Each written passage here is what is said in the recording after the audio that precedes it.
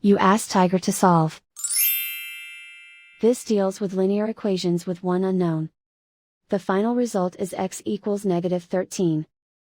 Let's solve it step by step. Simplify the expression. Expand the parentheses. Simplify the arithmetic. Group all constants on the right side of the equation. Subtract 39 from both sides.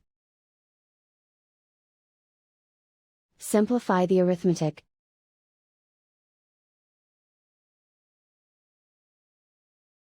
Isolate the x.